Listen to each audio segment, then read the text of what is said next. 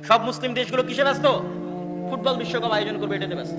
দুবাইকে দেখেন, কাতারকে দেখেন, তারা হচ্ছে বিনোদনে ব্যস্ত, পর্যটনে ব্যস্ত।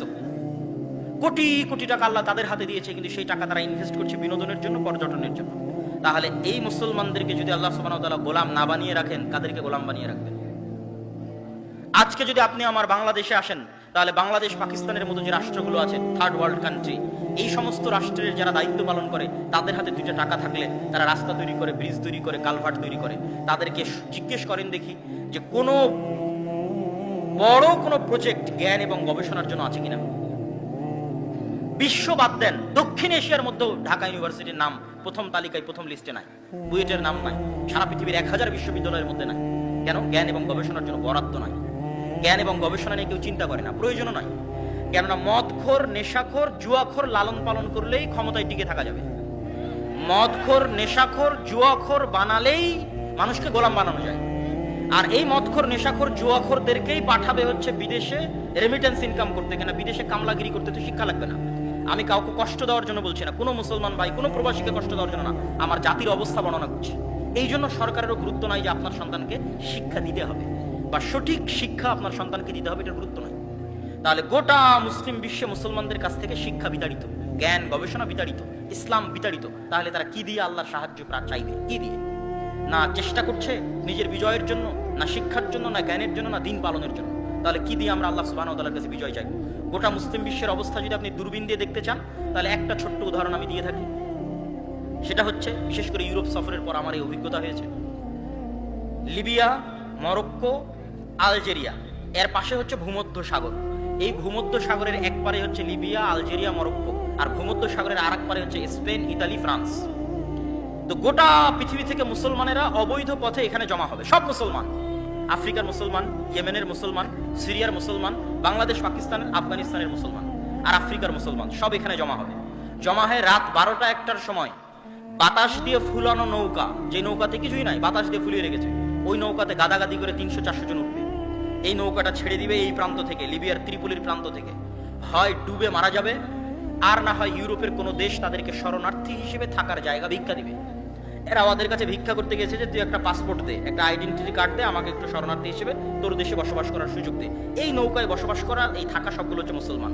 এটা হচ্ছে গোটা মুসলিম বিশ্বের মুসলমানদের অবস্থা। একটা ছবিতে যদি আপনি গোটা মুসলিম বিশ্বের মুসলমানদের অবস্থা দেখতে চান, এরা হলো তারা। এরা ওই দেশে গিয়ে কি করবে? আপনি খোঁজ নেন, ইউরোপ এবং আমেরিকায় আমাদের যে মুসলিম ভাইয়েরা আছে বিভিন্ন দেশ থেকে গেছে, তারা কয়জন বিশ্ববিদ্যালয়ের টিচার, কয়জন মেডিকেলের প্রফেসর, খোঁজ নেন। আর কয়জন ফুড পান্ডার, হোম ডেলিভারি করে, কয়জন ট্যাক্সি ড্রাইভার হিসেবে কাজ করে, আর কয়জন কেয়ার হোমে জব করে, খোঁজ নেন। কেননা আমাদেরকে না কেউ কোনোদিন শিক্ষা দিয়েছে, না আমাদের কাছে শিক্ষা আছে। আমরা যে মদ, জুয়া, ফ্রি ফায়ার, পাবজি, আড্ডা, এগুলো নিয়ে গোলাম হিসেবে বড় হয়েছি। পৃথিবীতে যেখানে যাবো সেখানে গোলাম হিসেবে থাকবো। না আমার দিনের আমার কাছে মূল্যায়ন আছে, না আমার শিক্ষার আমার কাছে মূল্যায়ন আছে। যদি আরবের দেশে লেবার হিসেবে যাই তাও গোলাম, যদি ইউরোপে যাই, আমেরিকায় যাই, তাও গোলাম। সম্মানিত উপস্থিতি, এই দৃশ্য দেখার পরেই মূলত আমার মাথায় এসেছে যে মুসলমানদের শিক্ষার জন্য চেষ্টা করতে হবে, রুট লেভেল থেকে চেষ্টা করতে হবে। মসজিদ কমিটির কাছে যান, মসজিদ কমিটির কাছে যদি 10 টাকা আসে, তো 10 টাকা দিয়ে ও টাইলস কিনবে, 10 টাকা দিয়ে ও এসি কিনবে, কিন্তু ওই 10 টাকা খরচ করে মসজিদে মক্তব চালাবে না। এই জন্য আমি বলেছি এই মসজিদ কমিটিকে 24 ঘন্টার মধ্যে পদত্যাগ দিতে হবে। যে মসজিদ কমিটি তার মসজিদে মক্তব চালু করবে না, তাকে পদত্যাগ দিতেই হবে। সে মসজিদ পরিচালনার যোগ্য নয়। এমনও মসজিদে গেছি যেই মসজিদে টাইলস লাগানো আছে, এসি লাগানো আছে, কিন্তু মসজিদে কোরআন শিক্ষার ব্যবস্থা নাই। তখন আমি বলেছি আপনি টাইলস খুলে বিক্রি করেন, এই এসি খুলে বাজারে বিক্রি করেন, বিক্রি করে আপনার মসজিদে দিন শিক্ষার ব্যবস্থা করেন। আপনি এখানে মসজিদ স্বর্ণ দিয়ে বানিয়ে কি করবেন? যেই মসজিদের আশেপাশে সব জুয়াখোর, মদ করে ভরে গেছে, কি করবেন? ওই মসজিদে কে সালাত আদায় করতে আসবে? আপনি ওই মসজিদে দিন শিক্ষার ব্যবস্থা করেন। মসজিদ যদি নাও থাকে তো খোলা মাঠে মানুষ সালাত আদায় করতে আসবে। আর এরকম মাদ্রাসা ভালো, আমরাও আমাদেরও প্রতিষ্ঠান জামিয়া সালাফি আছে, সারা দেশে মাদ্রাসা হচ্ছে ভালো, কিন্তু মাদ্রাসায় ছেলে মেয়ে দেয় এদেশের মানুষ 2 থেকে 2.5%। এই গোটা আটমলের 2% ছেলে মেয়ে মাদ্রাসায় পড়াশোনা করে, আর 98% যায় স্কুলে।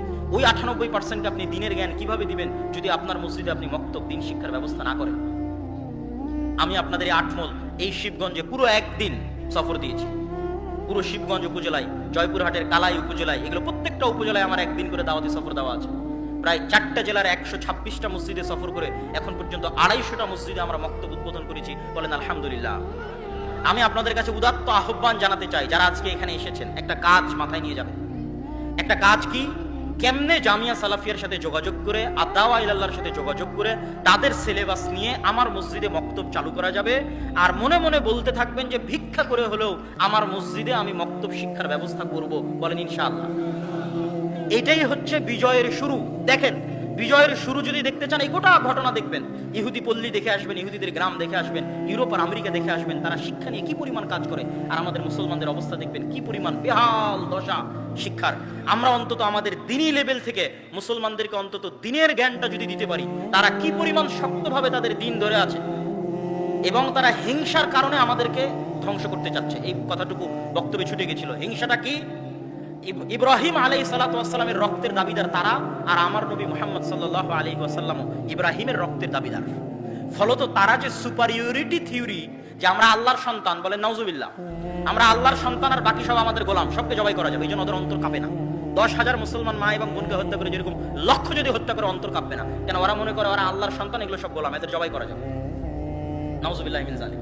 তাদের এই যে সুপারিয়রিটি থিওরি, এই সুপারিয়রিটি থিওরি আরেকটা জাতি বিশ্বাস করে, হিন্দুদের মধ্যে ব্রাহ্মণরা মনে করে তারা খোদা বা আল্লাহর মাথা থেকে তৈরি হয়েছে, নাউজুবিল্লাহ, বা ব্রহ্মার মাথা থেকে তৈরি হয়েছে, এই জন্য তারা ব্রাহ্মণ। এই জন্য তারাবাদে আর হিন্দু ধর্মের আর যত জাতপাত আছে, শূদ্র বৈশ্য ক্ষত্রিয়, সব হচ্ছে তাদের গোলাম। ওদেরকে বলিও দেওয়া যাবে, ওদেরকে জবাইও করা যাবে। কোনো বলিদান অনুষ্ঠানে কোনো ব্রাহ্মণের কোনো সন্তানকে বলি দেওয়া হয় না।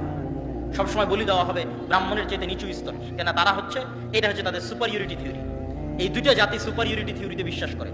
তো তাদের এই সুপারিয়রিটি থিওরিতে সবচেয়ে বড় আঘাত দিয়েছে মুহাম্মদ সাল্লাল্লাহু আলাইহি ওয়াসাল্লাম, যে তিনি দাবি করছে যে আমি ইব্রাহিমের সন্তান, আমি ইব্রাহিমের সন্তান, ইসমাইলের সন্তান। এবং এখানে যে কাবা, এই কাবা ইব্রাহিম তৈরি করেছে।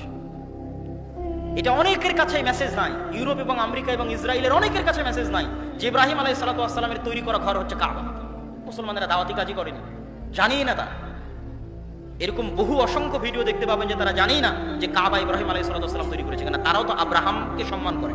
সুতরাং যখন বলা হবে যে আব্রাহামের সন্তান ইসমাইল, ইব্রাহিম এবং ইসমাইল মিলে এই কাবা তৈরি করেছে, তখন তারা এটা চিন্তা ভাবনা করবে, ভাববে। সম্মানিত উপস্থিতি, তো এই হিংসার কারণে তারা মুহাম্মদ সাল্লাল্লাহু আলাইহি ওয়াসাল্লামকে হত্যা করতে চেয়েছিল। এই হিংসার কারণে তারা উম্মতে মুহাম্মাদীকে ধ্বংস করে দিতে চায়, কেন? তারা জানে শেষ নবীর জন্য যত রহমত, বরকত, ফজিলতের কথা আল্লাহ তাওরাত এবং ইনজিলে বলেছে, সব রহমত, বরকত, ফজিলত উম্মতে মুহাম্মাদী নিয়ে গেছে। সব রহমত, বরকত, ফজিলত মুহাম্মদ সাল্লাল্লাহু আলাইহি ওয়াসাল্লাম এবং তার উম্মত নিয়ে গেছে। অতএব এদেরকে হত্যা করার মাধ্যমে, এদেরকে ধ্বংস করার মাধ্যমে, এদেরকে গোলাম বানানোর মাধ্যমে আমাদের টিকে থাকতে হবে, নাহলে যে কোনো মুহূর্তে আমাদের পতন হয়ে যাবে। যেমন ফেরাউন ভয় পেত, যে কোনো মুহূর্তে বানু ইসরাইলের সন্তানের হাতে আমার পতন হবে, এদেরকে জবাই করতে হবে, হত্যা করতে হবে, দমন করতে হবে, এদের কন্ট্রোলে রাখতে হবে। এই একই ভয় তারা সবসময় পায়, কেন? তারা জানে যে শেষ নবী মুহাম্মদ সাল্লাল্লাহু আলাইহি ওয়াসাল্লাম কেমন জানে, তাদের সন্তানদেরকে যেমন জানে। এই জন্য তার উম্মত যে বিজয়ী হবে, তার উম্মতের হাতে যে জেরুজালেম মসজিদে আকসা থাকবে, এটা দিনের মতো সত্য। এই ভয়ে তারা কম্পমান থাকে। এই জন্য নিষ্ঠুরভাবে তারা আমাদেরকে গোলাম, আমাদেরকে অধনস্থ এবং অপদস্থ বানিয়ে রাখতে চায়। সম্মানিত উপস্থিতি, সেখান থেকে বের হয়ে আসার জন্য আমাদের দিনে ফিরে যেতে হবে, শিক্ষায় ফিরে যেতে হবে। এই জন্য আজকে আপনারা এখান থেকে কাজ মাথায় নিয়ে যাবেন, জামিয়া সালাফিয়ার সাথে যোগাযোগ করে অত্র শিবগঞ্জের প্রত্যেকটা মসজিদে, শিবগঞ্জ উপজেলায়, এই উপজেলা ভিত্তিক আমি দাওয়াত দিয়েছি। এই মাদ্রাসায় দুই দিন এসেছি ফি সাবিলিল্লাহ, আল্লাহ সুবহানাহু ওয়া তাআলার সন্তুষ্টির জন্য, কোনো প্রকার পথ খরচ পাথেয় ছাড়া, নিজের খরচ দিয়ে। এবং আমি ওয়াদা করেছি জাতির সাথে, এবং এই ওয়াদা রক্ষায় আমি বদ্ধপরিকর, যে বাংলাদেশের যে কোনো প্রান্তে মসজিদে মক্তব চালু করার জন্য যদি আব্দুল্লাহ বিন আব্দুর রাজ্জাকের প্রয়োজন হয়, মুসলমানের সন্তান কোরআন শিখবে, এই শিক্ষা ব্যবস্থা চালু করার জন্য যদি আব্দুল্লাহ বিন আব্দুর রাজ্জাকের সেখানে প্রয়োজন হয়, তাহলে আমি নিজ খরচে সেখানে গিয়ে আপনার মক্তব প্রতিষ্ঠার কাজে, পরিচালনার কাজে সহযোগিতা করব। এটা আমার ওয়াদা ইনশাআল্লাহ। অতএব আপনারা যারা এখানে উপস্থিত হয়েছেন, আমার হাতের ডান পাশে আমাদের অত্র এলাকার জন্য যাকে আমরা দায়ী হিসেবে দাওয়া ইলাল্লাহর পক্ষ থেকে রেখেছি, আল ফিরোজ, আল জামিয়া সালাফিয়া থেকে দাওরা ফারিক করেছে, সে বসে আছে। তার সাথে আপনারা যোগাযোগ করবেন। সে সব সময় দাওয়াতি সফর দিতে থাকে। প্রত্যেকটা মসজিদে মক্তব চালু করতে হবে, দিন শিক্ষার ব্যবস্থা করতে হবে। এই দাবি, এই দাওয়া আপনাদের কাছে রেখে গেলাম।